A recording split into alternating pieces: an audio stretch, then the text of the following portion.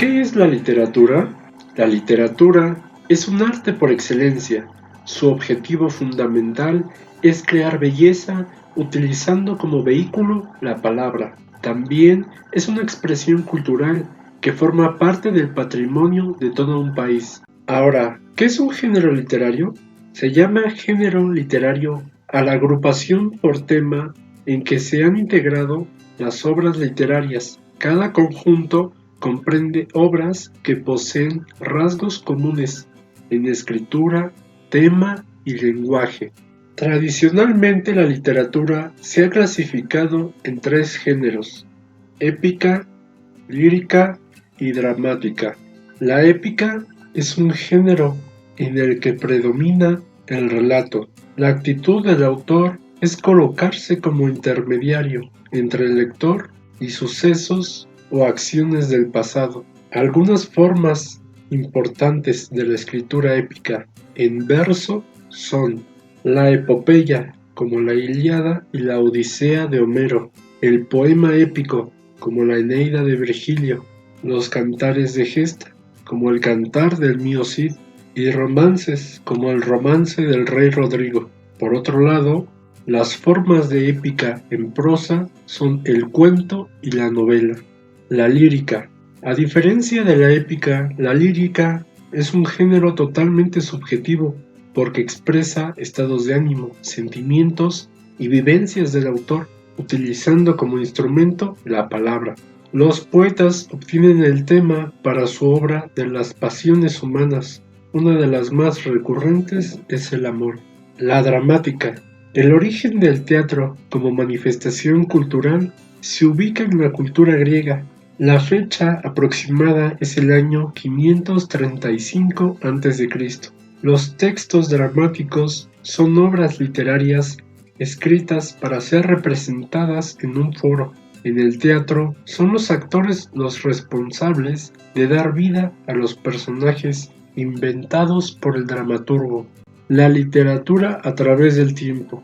Literatura antigua. Por un lado encontramos en la literatura antigua la literatura hindú, con textos como el Ramayana o el Mahabharata, y por otro lado tenemos la literatura griega antigua, con textos como la Ilíada y la Odisea, en género de épica, y en lírica están Sofo y Píndaro, y en dramática encontramos a Esquilo, Sófocles, entre otros. También pertenecientes a la literatura antigua está la romana. En épica está Virgilio con Eneida y en la lírica Horacio. Literatura medieval. En épica está el Cantar del Mío Cid, el Cantar de Roldán y los Nibelungos. En lírica Guido Cavalcanti y en dramática la caída de Adán y Eva del paraíso. Posteriormente tenemos la literatura renacentista.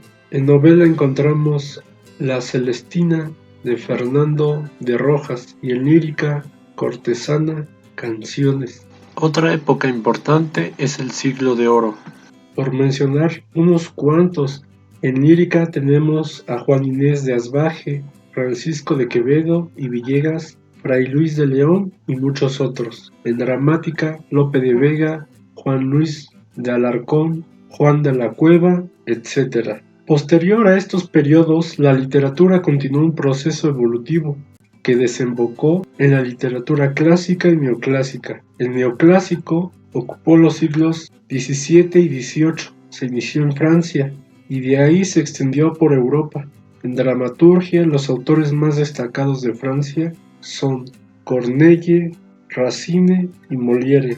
Posterior a esta época está el romanticismo, el cual surgió al finalizar el siglo XVIII. Opuesto al ideal del neoclasicismo, el romanticismo antepuso el sentimiento y el misterio a la razón. El ideal romántico surge en diversas partes de Europa, especialmente en Alemania, en donde dominaba la escuela Tempestad y Empuje. A ella pertenecía Goethe. Fausto es su obra más representativa, escrita en 1808. Otros escritores de novela, poesía y cuento que pertenecen a esta época literaria son Walter Scott, Mary Shelley, autora de Frankenstein, Gustavo Adolfo, Edgar Allan Poe, entre muchos otros. A continuación se presentó el realismo. Este se inició a mediados del siglo XIX. Sus características son: es objetivo en contraposición a la subjetividad del romanticismo. Es impersonal, hace una copia de la realidad. Describe ambientes locales, sucesos y costumbres de la época. Describe con detalle todos los detalles. Busca la descripción fotográfica. En los personajes reproduce el lenguaje regional y coloquial. Estudia las razones de los efectos sociales, las pasiones y los sucesos. El escritor desempeña el papel de científico. Su objetivo de estudio era el hombre. Por tanto, comparó la humanidad con la animalidad. Autores representativos en el mundo del realismo son, en Francia, Honoré de Balzac, con La piel de Zapa, Eugenia Grandet y Papá Goriot. En Inglaterra, Charles Dickens, con Cuento de Navidad, Oliver Twist y David Copperfield. En Rusia, Fyodor Dostoyevsky, con Crimen y Castigo, Los hermanos Karamazov, El idiota, entre otros. Y también León Tolstoy, con La guerra y la paz, Los cosacos, entre otros.